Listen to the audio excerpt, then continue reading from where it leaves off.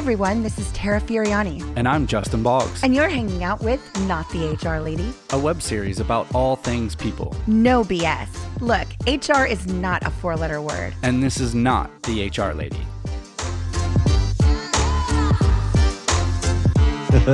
I think people would think it was funny that we mouth the opener that we've been saying for For two seasons now. Yeah. Mm-hmm. For those of you who don't know, as that opener's going, we're literally like, hey, that's me. And that's me. And that's you. And we're not the HR lady. Yeah. We really do that. We're dorks. We're dorks. Big time. We are. I'm okay with it. Yeah, it's fine. Yeah, we're vaccinated. That is not the reason I lost my voice. It's allergies, I think. Allergies, and we've been singing a lot. And, it's true. It's true. My OnlyFans. Just kidding.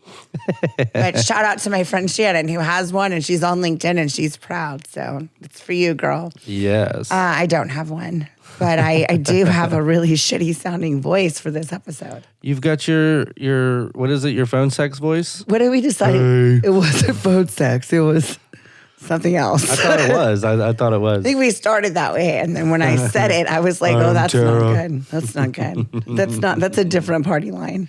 I don't like it. We're vaccinated. Like yes, I said. We are. Yeah, we drove an hour and 15, 20 minutes one way. It was 112 miles each way. Yeah.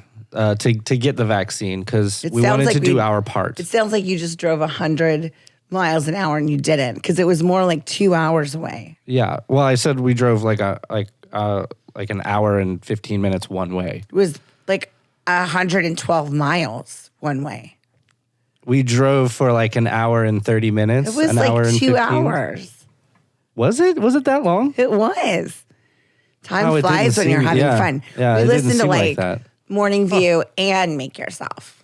Yeah, that's true. That's what I'm saying. 2 hours. Mm-hmm. 225 miles round trip to get our vaccines. It was a long way.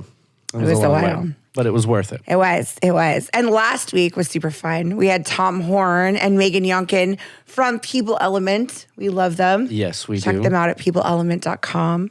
We also had Dr. Jerry Johnson, Dominic Vogel, William Taylor, of course, friend of the show. Hi, Billy. And then, of course, Wing Lamb. Of course. The famous Wing Lamb. Literally. Wahoo's Tacos. Wahoo's Fish Taco. And California Love Drop. I love what they're doing. And they're really helping out first responders. And CaliforniaLoveDrop.org.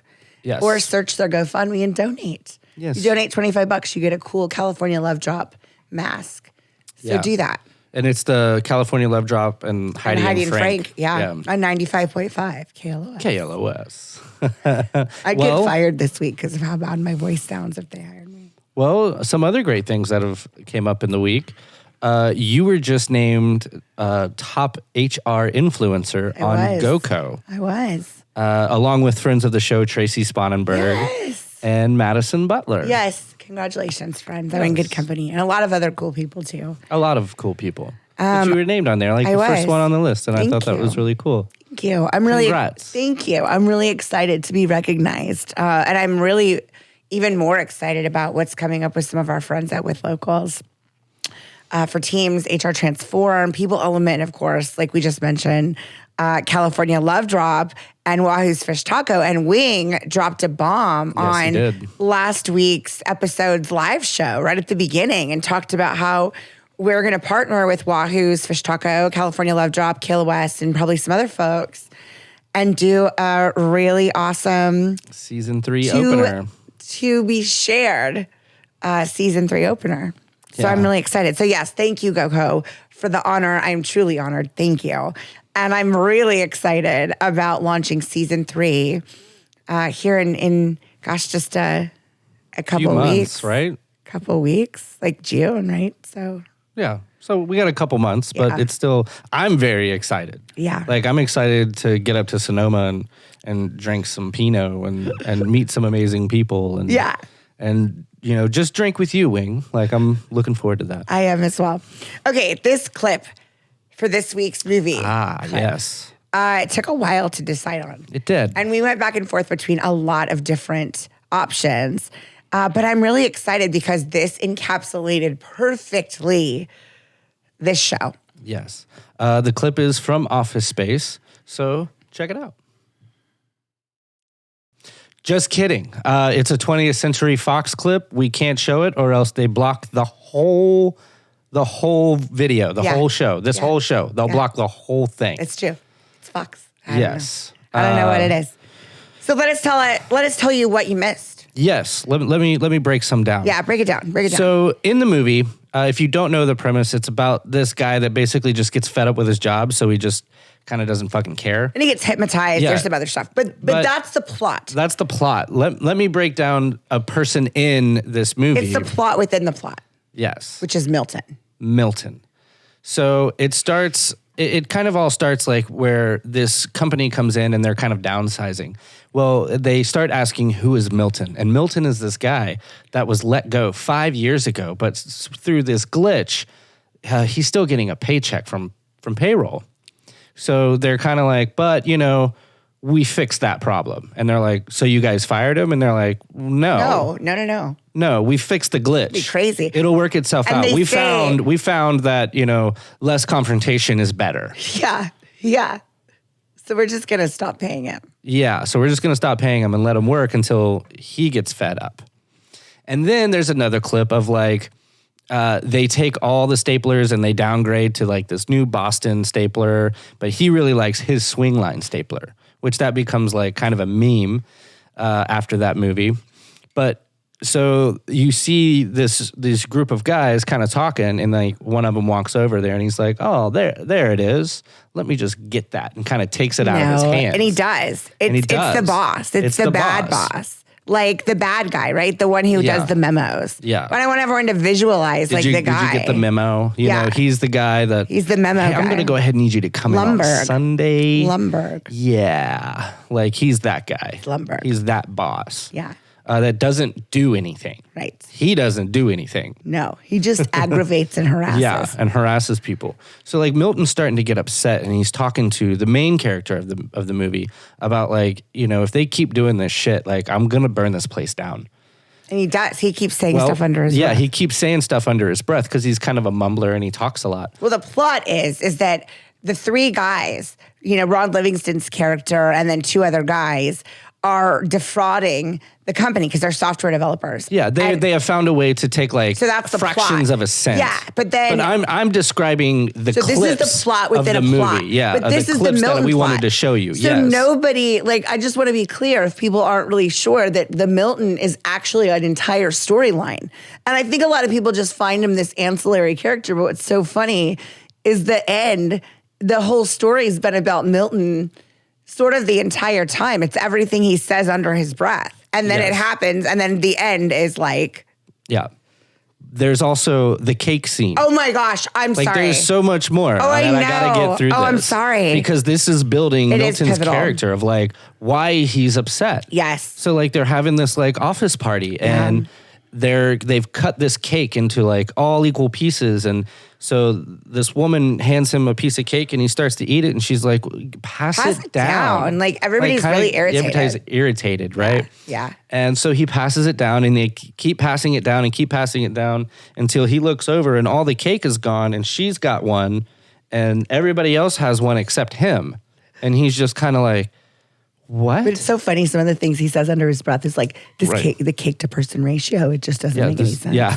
And so like, if you follow, go back and watch Office Space and don't pay attention to the plot. Pay attention just to Milton's plot. Milton's plot is so beautiful. Yeah. They ask him to move his office, like his cubicle, to the back of the room, and then they end up asking him to move his office downstairs, and they just kind of just keep at him. Like he's asking, hey, why didn't I get a paycheck? And the boss is like, well, you need to talk to HR. And HR goes, well, you need to talk to the boss. And he's just downstairs just boiling. jerked around.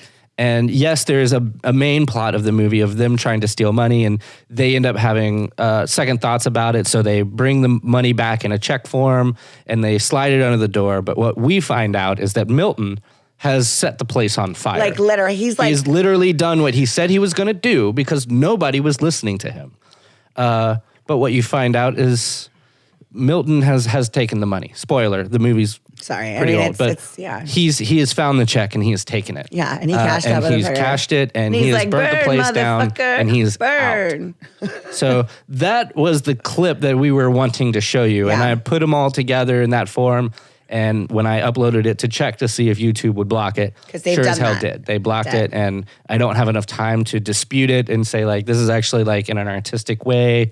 They just straight blocked it. So this is how we decided. You're to gonna show have to settle for the pictures we showed you, the descriptors we gave, and then go watch Go Office watch it. It's Space. really funny. There's so much more in that. If of you like, haven't watched it in a while, Yeah. for sure, right? Like go back and you know the main plot. Everybody's frustrated. They beat this, they beat the printer, or the Jennifer Aniston's got the flare. Like everybody knows the main plot. Watch Milton's plot. He's not just like This ancillary character. He's like a main character. Yeah. So go back and really appreciate Milton. I really love that movie. I think it's so funny. It really is because Anyone like who's there's worked a in an lot of office, it. like, knows. Right. So it's like we were talking about with the movies. Like they wouldn't bring this stuff up if it didn't happen. Like Right. they're joking about it because it happens. Right. But like the Right? fucking fax There is the machine. box. There is or the boss. There is that fax machine Yeah. or printer that just doesn't work. Everybody's Yes. got one in their office. Yes. Like there are those people that just walk around and tell you what to do and micromanage and really don't do anything themselves to better the company. Yep. You know? So like we all have that and we joke about that. It's a joke, but like it's not But it's even true. so much of a dramatization. Right. In a lot of instances. Like I feel like Lumberg is drawing on like potentially real experiences he had before being an actor. Yeah. He's like, no, I got this. I Yeah. know this guy. This guy is Jerry. I'm He's gonna a need you bitch. to come in on Sunday. Yeah. If you would, that would be great. Did you get the memo? The TPS reports. It's too much. It's too much. So this week's episode is called Killer Colleagues. Which we thought would be so funny to not show actual workplace violence, but instead Yeah. show Milton burning an office building down and then heading to Mexico where still nobody listens to him. Yeah. And he just wanted no salt on a margarita. And That's I it. understand that. I relate to that. I don't like salt on my margarita either, Milton. He also just wanted his paycheck, and what he wanted was some clarity from the He company really he wanted was working clarity. for. Yeah. Like, Absolutely. And that's what we're going to talk about with this episode. However, we are going to jump in to some stuff about Killer Colleagues, and we would be remiss if we did not address the recent episode of workplace violence in Georgia. No, I am not talking about the ridiculous voting situation. I'm talking about the white supremacist gunman who committed a racial attack on a series of establishments that had a high population of the Asian community in it. And he's white, so of course he's still alive. We can get questions and we can... I'm sure they stopped and got him a burger. Or I'm sure they something on the did. way. Probably offered him a water. Probably saw if, he's good. They probably are giving him like organic cotton sheets, like probably at least 300 thread count. Probably. Like about those guys who stormed the Capitol and were like very concerned that they didn't have like, what was it, vegan meals? Yeah. Like you're in jail. you. Go fuck yourself. You don't like vegan, eat the mac and cheese. I don't Yeah. know. It's probably powder anyway. Yeah, it's all No fake cheese anyway. is subjective. But like, I hope he gets what he deserves, but nothing's going to make up for the lives he took and the families that he absolutely just destroyed. So a big fuck you to you, buddy. But I'm not going to say your name because you don't deserve to be known. A big caveat, though, to what Killer Colleagues is all about is that is not an episode of workplace violence. That is an episode of a hate crime. That is an 100% episode hate of crime. racial crime, a hate crime against the Asian community. Yeah. That is not what Killer Colleagues is about. No. Not at all. No, and while violence of any kind is intolerable, like Killer Colleague seeks to examine workplaces and discuss crimes that may have been preventable through just plain decency, just being a decent person, Just like Milton. or a decent company. Like all they had to do for Milton, which all he's asking for the entire time is somebody to talk to him like a human being and have a conversation Yeah. with him. He obviously didn't get the memo that he was fired 5 years prior and they kept paying him. So yeah. like have the decency and respect And he wanted his stapler. He wanted the swing line. I appreciate that. It's red too. So Yeah. Like, So you guys all switched to Boston. Cool. I'm going to keep my swing line. right. Like, But he's different, right? right, but he's and- different. And there's definitely something there that the company was not addressing. Well, absolutely. Well, Right? and also the white supremacy that was so evident with the Indian fellow who is in the film. Yeah. I don't know any of their names except for Milton and Ron Livingston. I just know because I know the actor. But the Indian fellow in it, like they go through saying his name. And I really wish that I would have actually watched the movie recently so that I would know it, because it's a funny part of the film. It's not funny. It's meant literally. And I've actually written about this where how many people, I did a poll and I had like a ridiculous amount of respondents where, be honest, and I won't tell anybody, I'm not telling you now, but have you ever not called a candidate because you didn't know how to pronounce their name? And I know how to pronounce his name. I just don't remember what his name is right now. So That poll was surprising. But that poll it wasn't surprising. I knew the answer and it was overwhelming. Yes, I have not called a candidate because I cannot pronounce their name. And that's just, it's a whole different topic. That's a whole nother show. But my point is that they don't treat him with the same, they treat him with the same lack of respect. The one minority character in a sea of white men, you know, they treat him with a lack of respect where it's like they can't even figure out what his name is, Yeah. you know? And he's like literally saying it to them, like phonetically. Yeah. I mean, it's like It's not hard. It's not. It's not hard at all. And like Cancer's hard. You wonder why people kind of lose their shit. Yeah. I mean, they're like the term when people go postal. Like going postal. Yes.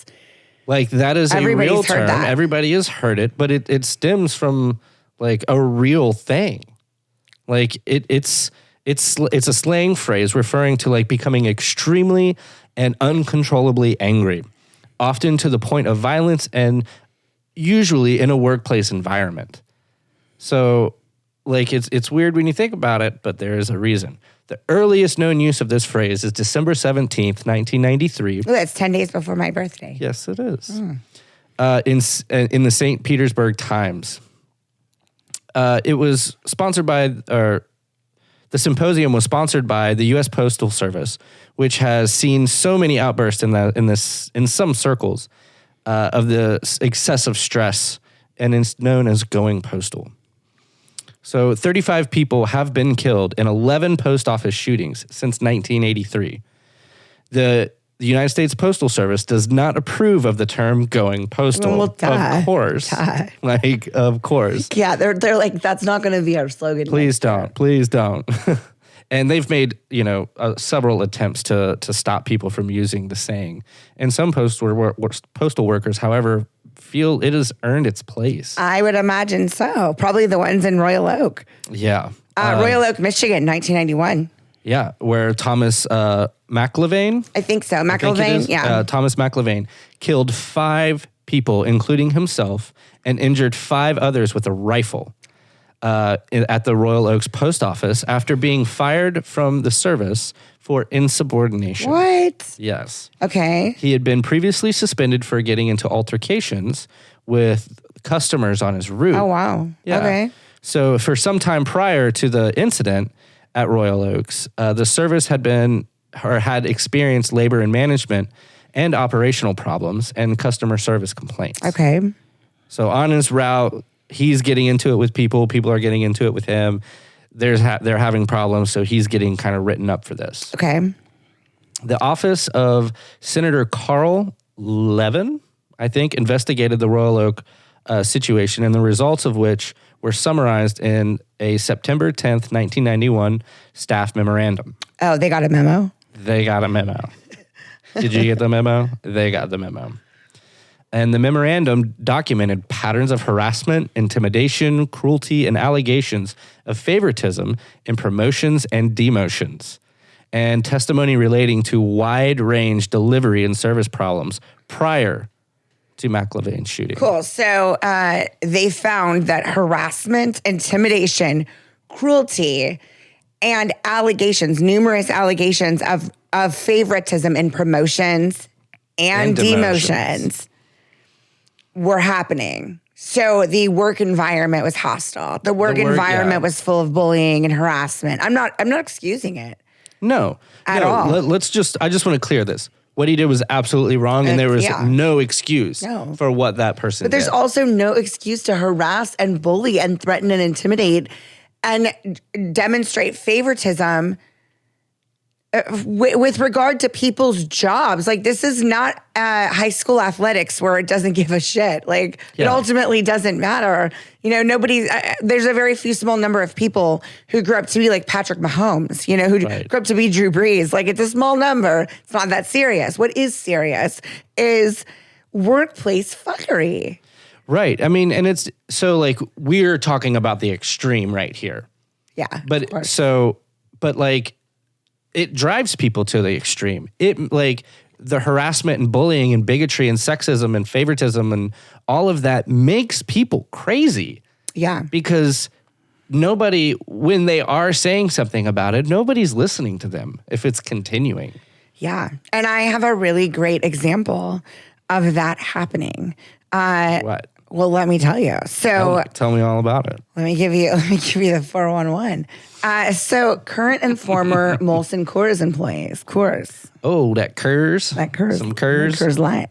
Is Light. that the one with the Rocky Mountains? Yep. If it's cold or if it's blue, if the mountains are blue, then it's cold as the Rockies. That's gross. Anyway, they have said, current and former employees have said that there's a long-held culture of racism, including racist cartoons placed in workspaces, the N-word scrawled in break rooms and bathrooms, nooses hung on the facility. What? Including a noose hung previously on the employee's locker prior to a February 26th of 2020, so just prior to COVID, 1 month pre-lockdown, basically.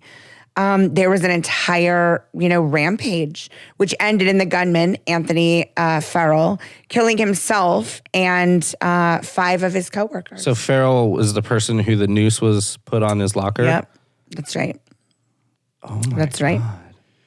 Yep, and he killed 5 coworkers and then, of course, himself inside the famous brewery that has produced Miller beer for over a century.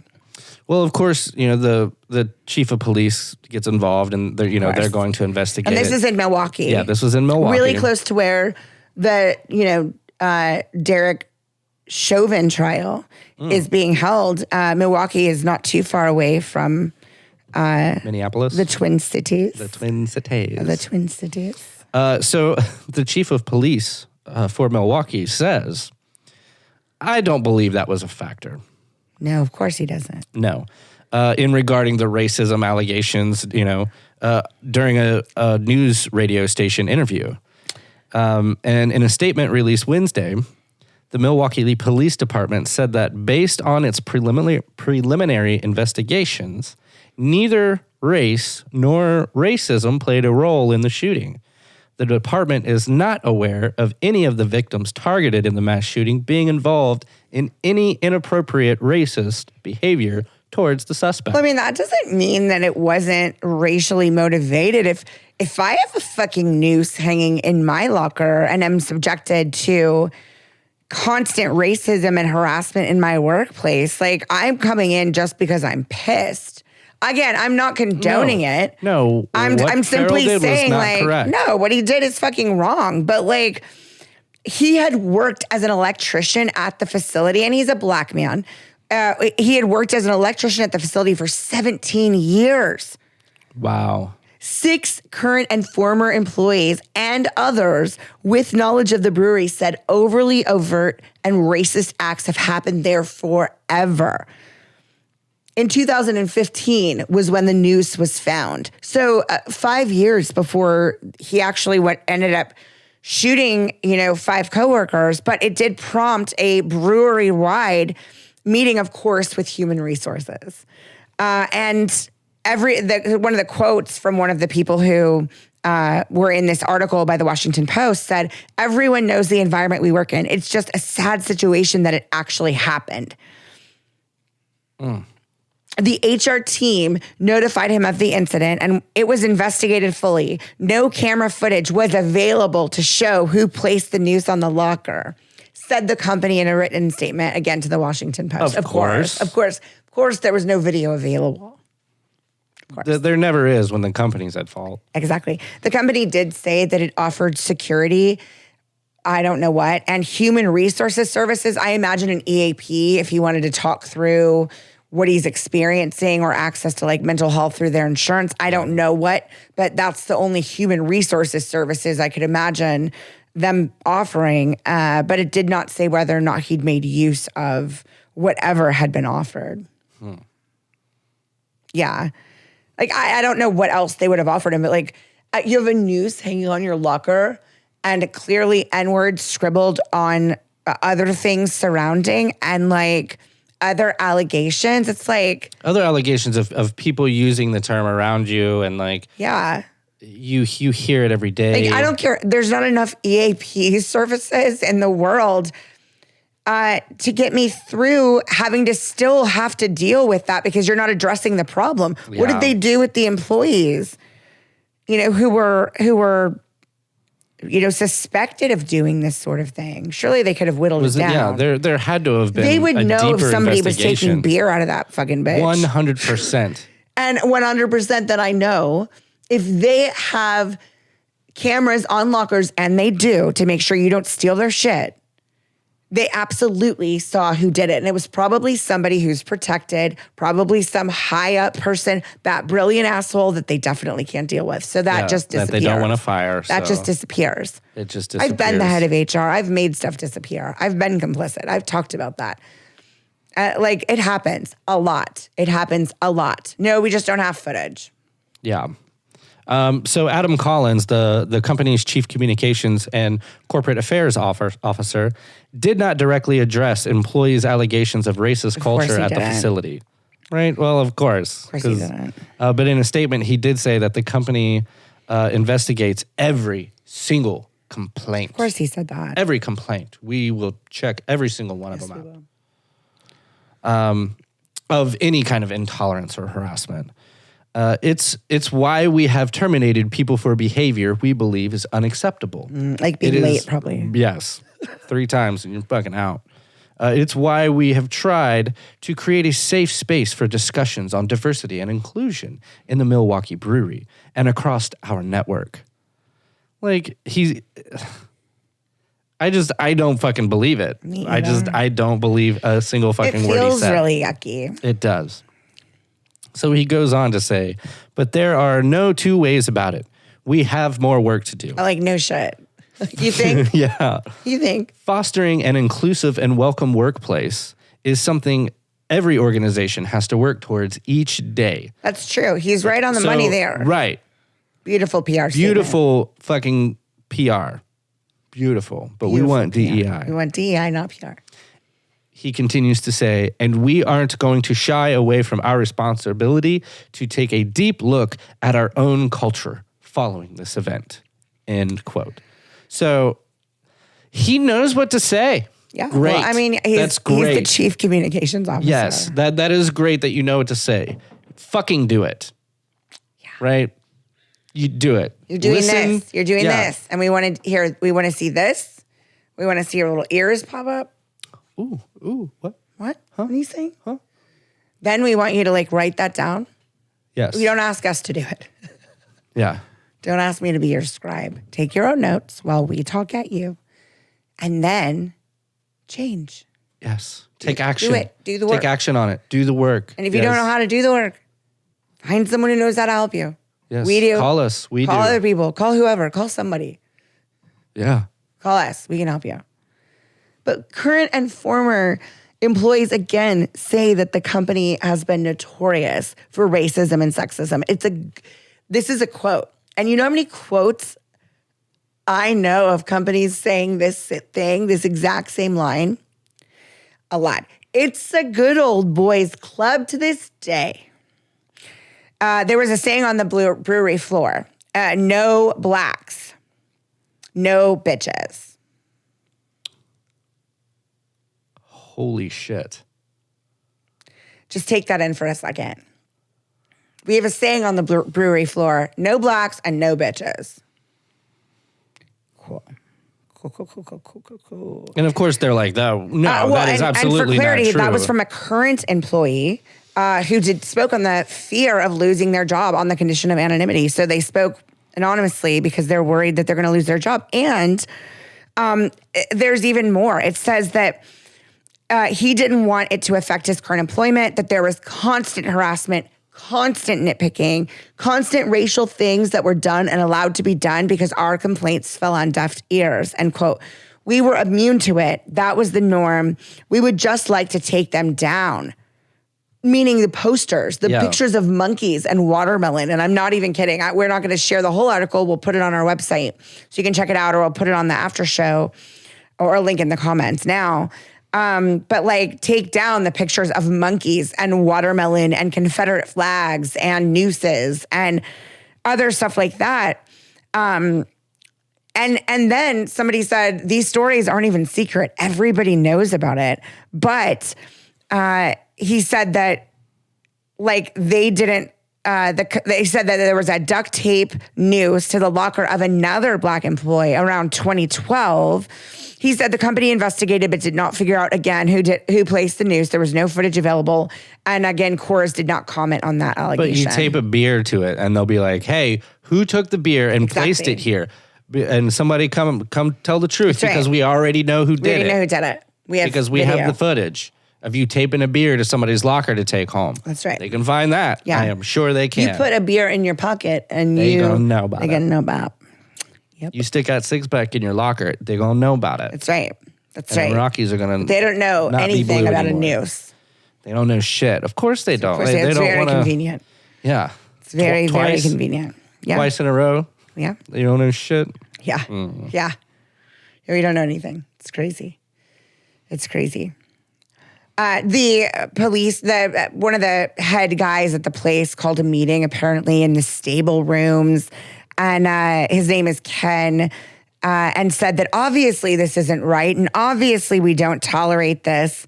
And one of the persons said it was the kind of thing you would expect a manager to say, but so funny, he's retired now and was asked to comment and said, and I quote, it is not in his best interest to speak about the case.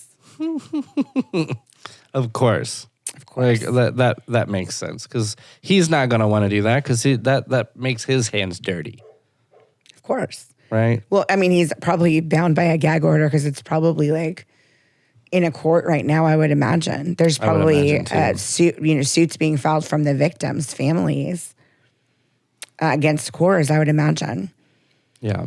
I think that the chief of communication also said that there were, in fact, he confirmed that there were all plant meetings when concerns were raised.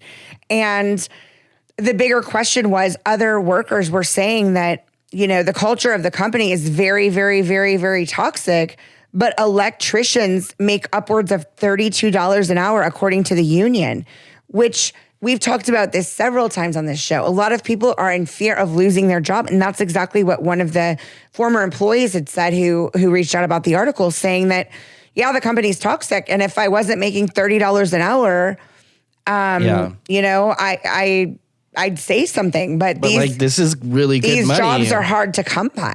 And it's really good money. So great like, money. So I have to tolerate it. And I have to look the other way.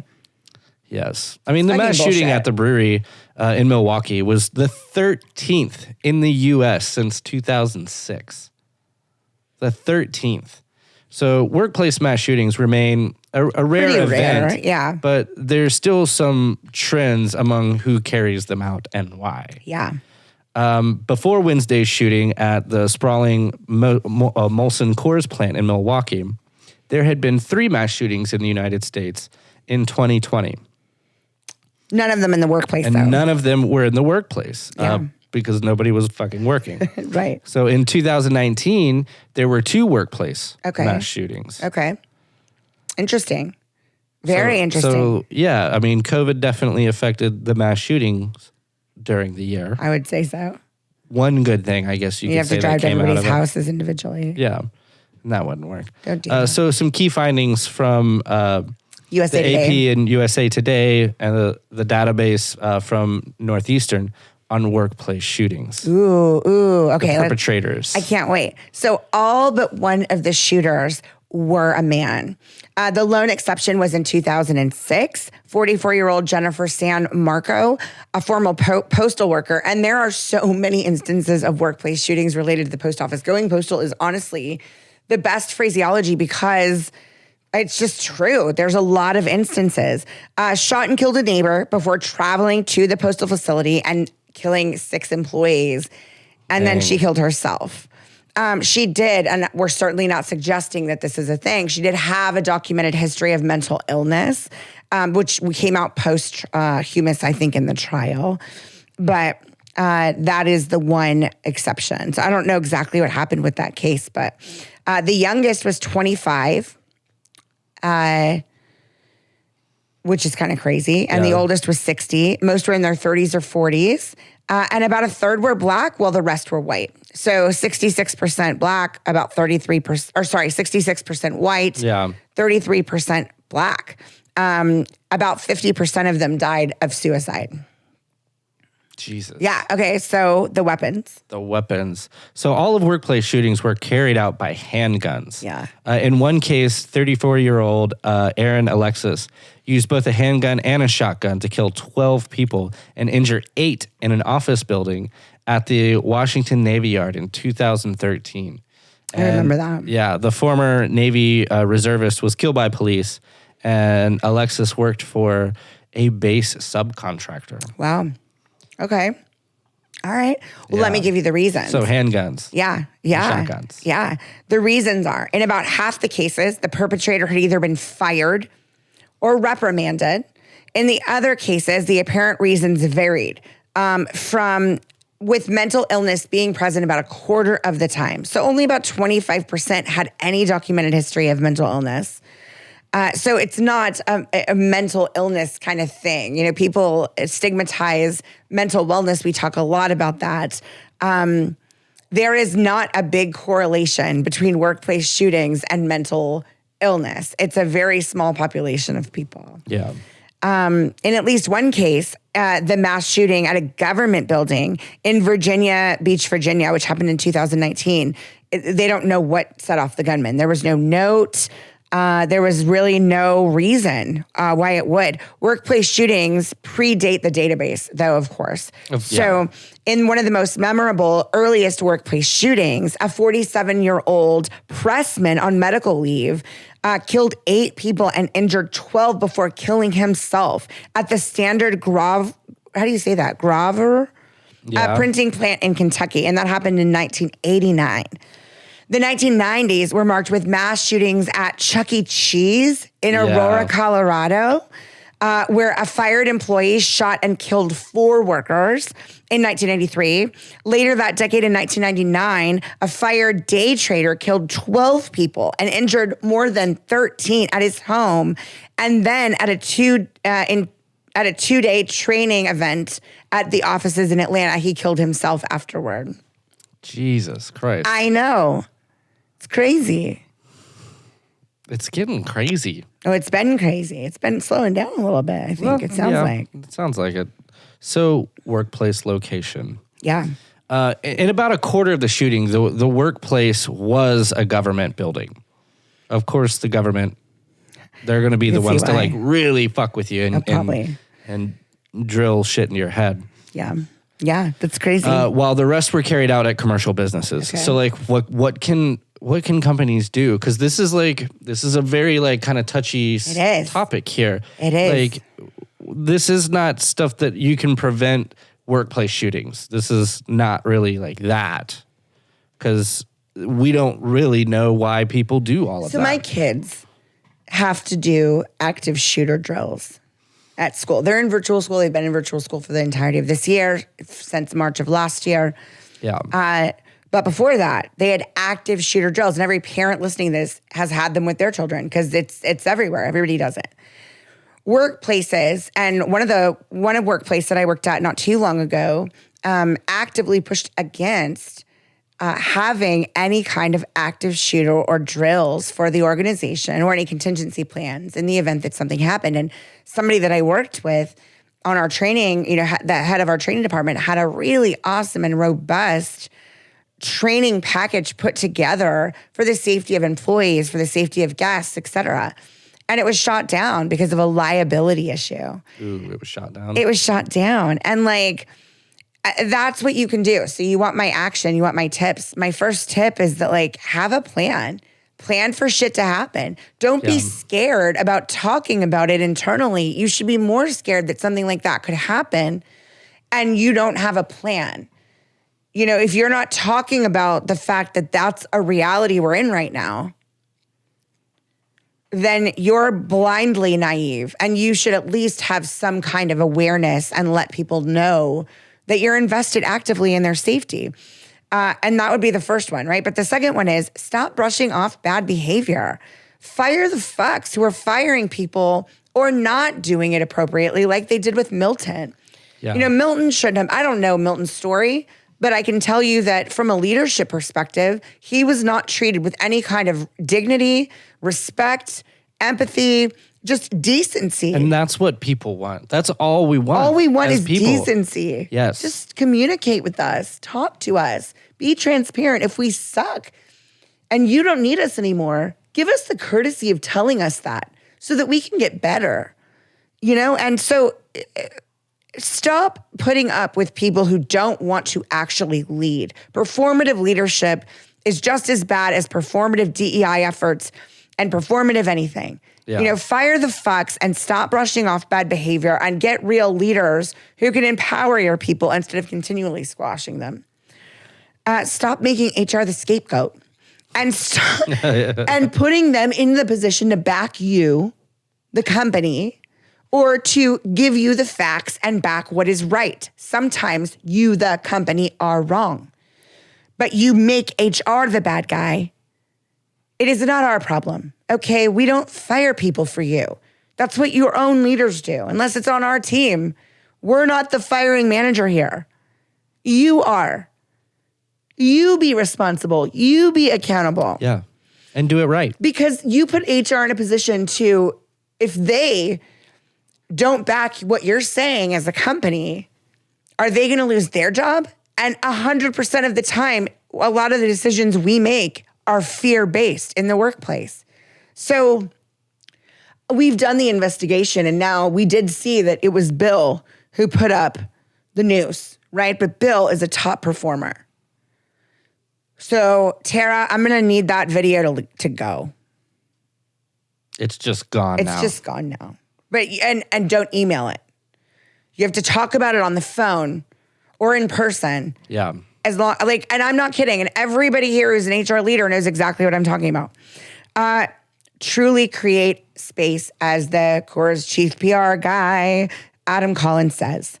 They need to keep doing the work daily. I know they're talking about it. They're saying they're doing it. As I look at their leadership team and their board of directors, it looks like they still have a long way to go. Got a long way to go. They do.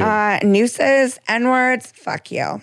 Come on. Yes. Get the fuck out of here. Monkeys, Jesus Christ. We see performative. That's number 5. We see performative from companies.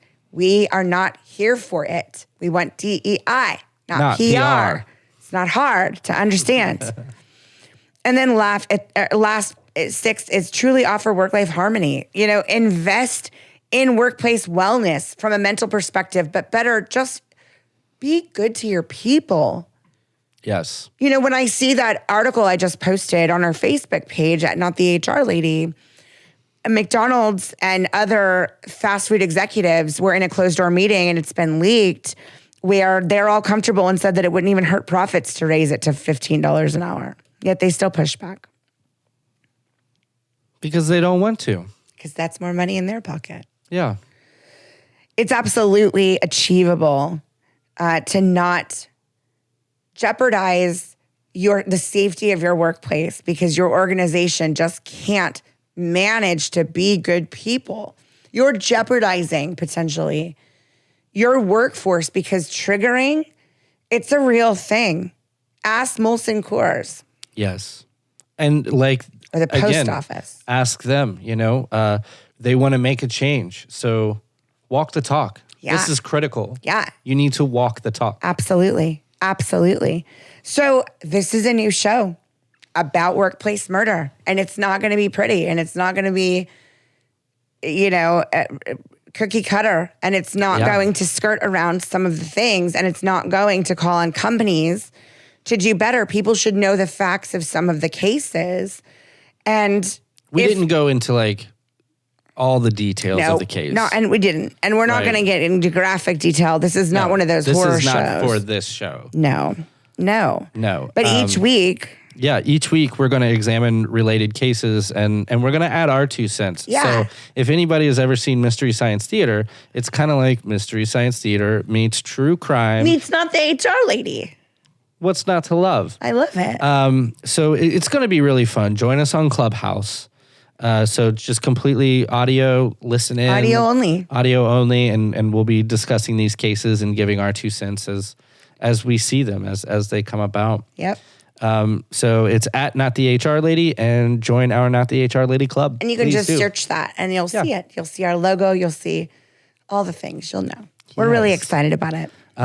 So no clips this episode. Just me and you, Thanks, kid. Thanks, Fox. Thanks, Fox. But this is a wrap. Yeah. I'm sorry. I'm yelling at Fox over here. Separate from you. Yes. That's it. Thank you, Molson Yes. Coors, for sponsoring episode 10.